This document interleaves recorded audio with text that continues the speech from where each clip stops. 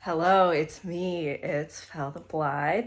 So today's video, I'm gonna be designing and putting together an altar for Zeus and also Poseidon. So this all started because of a votive. To fulfill my end of the votive, I'm building them an altar.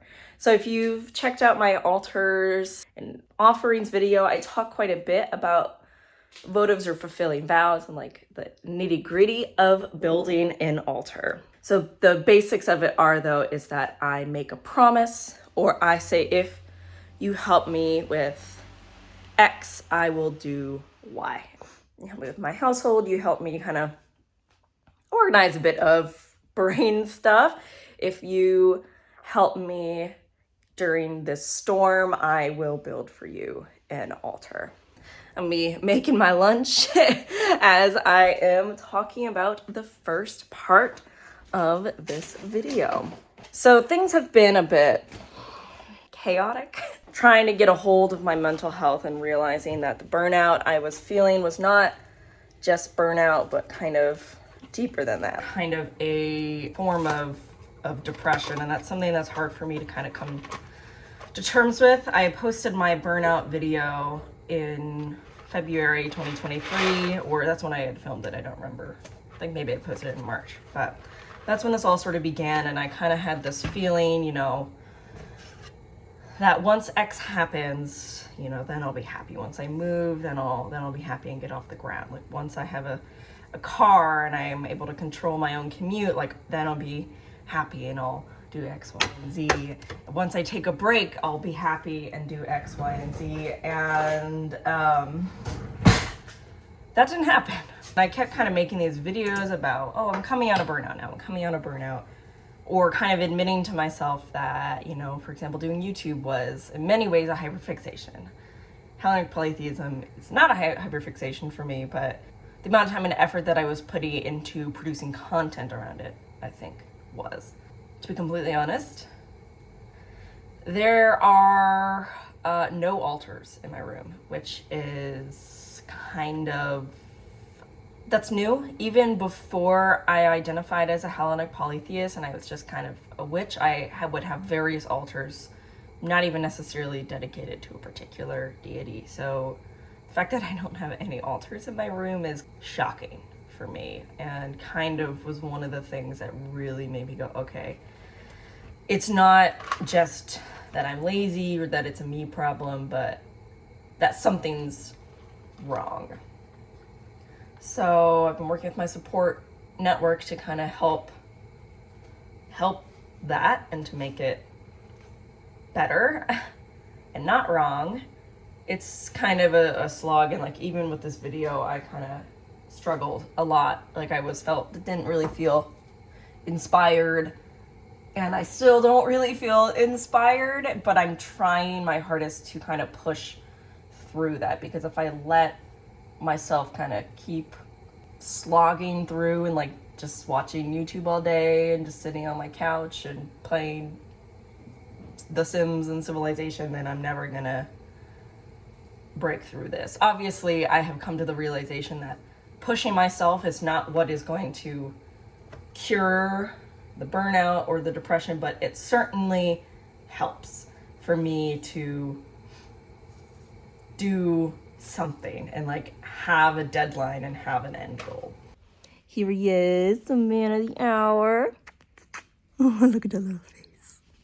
So I got these cards in a port town near me. So I figured, you know, port town, I love this kind of art. And Zeus has many aspects, which I have talked a little bit about. For me, the aspects that feel really important to me are Zeus Katesios, Zeus of the pantry.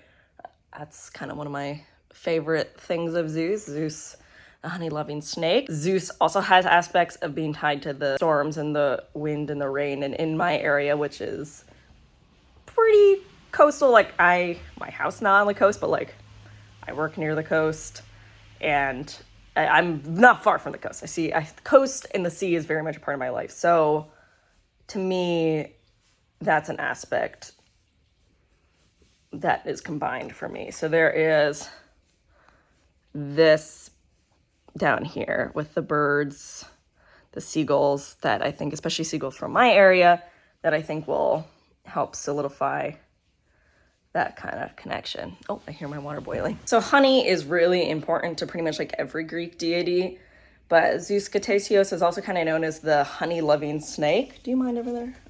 Sorry, my pasta's boiling. And this I got specifically in Charleston, South Carolina, which is obviously very much tied to the ocean. It's literally on the ocean. And also South Carolina is really where I first kind of became a Hellenic polytheist. That's where I very much interacted with the nymphs for the first time, and Aphrodite as well. South Carolina means a lot to me, and this is very much an ambrosial kind of view for the gods. So this part of my bookshelf is where I plan on putting this altar. Obviously, I'm gonna clean this off a bit so it's not as messy. So I got a postcard that my friend got me from Sicily. Obviously, Sicily, a lot of ancient Greek deities actually come from Sicily or heavily worshipped in Sicily. And obviously it's tied to the ocean and all of that. And so I felt that I wanted to incorporate that there.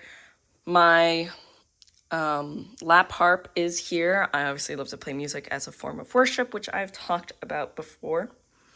And this bookshelf itself was designed by my grandmother, and I like to have an ancestral tie here as well. It just makes some object feel very powerful for me. And then obviously tied to the ocean as well. This here is some river water from my hometown. Oh, come on. Really wants to focus on Asclepius over there. So this is river water and rocks from my hometown. So Poseidon is not just tied to the sea, he's also kind of the father of rivers. So I wanted to incorporate that as well. And this here is a print I bought from a friend of the Pacific Ocean. These two, you might recognize, these two pillars were on my old main altar in my previous apartment. This is obviously Taiki. Many of you have seen that video. She's not going to be joining this altar, but she is going to kind of remain over here. So I think I'm going to put these over there as well. And this is my Charleston candle, which obviously I've just talked a lot about what Charleston means to me. I bought this years ago, so that will be going on here. An interesting idea has kind of occurred to me now that I've cleaned off this space, is moving this over here and maybe having 3 separate altars, because I often keep some of my main medication up here with Asclepius. This is something I have done in the past, something I have done again, because Asclepius is the god of health, and then Tyche Fortuna, the god of fate, and also wealth and luck. Perhaps having these here, like the gates to Olympus, which is what I did previously in one of my older altars in my old house, perhaps that is something that could work. And maybe having Charleston in the middle to represent kind of the place that brought it all together. Yeah, I'm liking something like that. Now, I've lit candles here before, and I might do that again, but I want to make sure that they're really stable before I do that. Okay, my lunch is ready, so I'm going to take a brief break to eat and enjoy the rain, which I feel like deciding to do this on a rainy day fits actually very well with the vibe, as Zeus, the one who thunders from above. Yeah, I think I'm gonna sit and enjoy the rain. And like I said, a lot of things have been taking a lot more energy out of me today, or a lot more energy out of me lately, so I'm trying to pace myself. I would like to thank today's sponsor, Aura. Aura is a new mindfulness and sleep app that was the winner of the Best of Apple Award and is used today by over 7 million people. The internet is a wild west when it comes to information regarding spirituality and mental health, and everyone seems to be claiming that they know best. But what I love about Aura is that they make it easy for you to be the master of your own path. They really have it all with everything from life coaching to bedtime stories to CBT guidance. Aura is another wonderful tool to have in your toolbox of support, either for spirituality or for mental health. And since it's not a one size fits all, you can really trial things and see what works for you. And if you think you might like something but not right now, you can add it to your favorites and easily come back later. When you sign up for free for Aura using my unique link, it asks your goals, what type of mindfulness exercises you enjoy, and even what accents you want. I myself have used it quite a bit on my recent travels, as obviously I have my phone everywhere with me, so I just pop in my headphones and have a few moments to myself. If that sounds like something you're looking for, the first 500 people who click my link get a free trial and 25% off Aura. Thank you again, Aura, for sponsoring the video. And now let's get back to it. All right, I'm gonna place this over here. I don't want it to get too close to the candle. I'm gonna place this here, and maybe I'll put some trinkets. It's usually an incense dish, but I had to get rid of the sand when I moved. And I think I'm gonna light some incense. It's my Egyptian musk.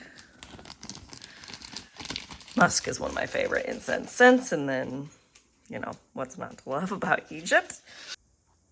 All right. So I think, you know, and then we've got the tree over here. I'm not sure what this tree's supposed to be. I do like the idea of the tree and knowledge and all of that. So I'm gonna go ahead and light this candle and this incense, and I think this is a good set of altars. I think it's good. I feel really good about this. I feel good. Yeah. All right, we're gonna put Zeus Ctesios over here. I also have a sweet gum. If you watch one of my other videos, I talk about how sweet gums mean a lot to me in my practice. They're a local plant, and I kind of view them as protective.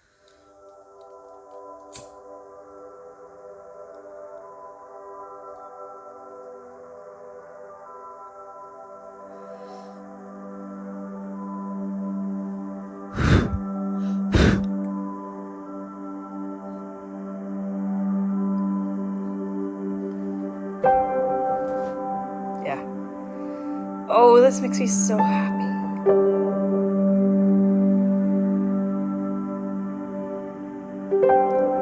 Thank you to Thiwe for your patience.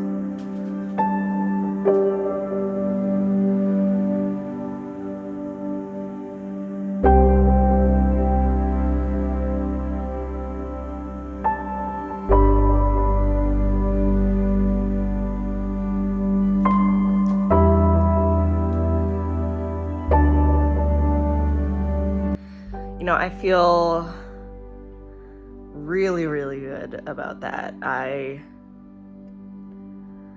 mean, I knew that's what I needed. Let's be real, I knew that's what I needed, but like, wow, that definitely like awoke something in me. And I sat and I prayed for a bit, and wow, it just felt so good. I'm like tearing up a little bit.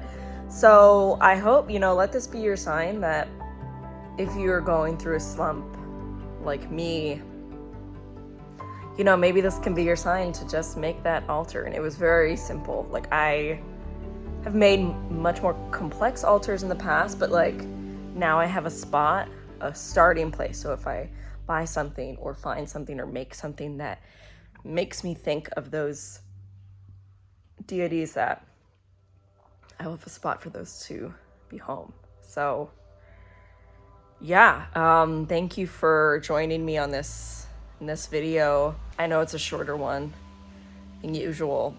It was just really something that I needed. So thank you for coming on this journey, and I hope that you are having a great start to your fall, or if you're in the other hemisphere, I hope you're having a good start to your spring, and may this encourage you to make that altar that you've been putting off for whatever reason. And don't feel guilty about it.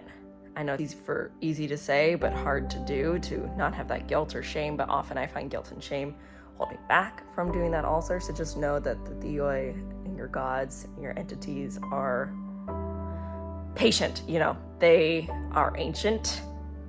They have patience for you and whatever you're going through. I look forward to talking to you in my next video. And yeah, I'll see you in my next one. Thank you again to Ara for sponsoring this video, and I'll see you in the next one. Shout out to patrons Anarcho Witch, Annie Nagel, Charles Schneider, Amber Kelly, Grumpy Grandpa, Ikeda Hakubi, Little Raven, Donato School, and Tiny Alice.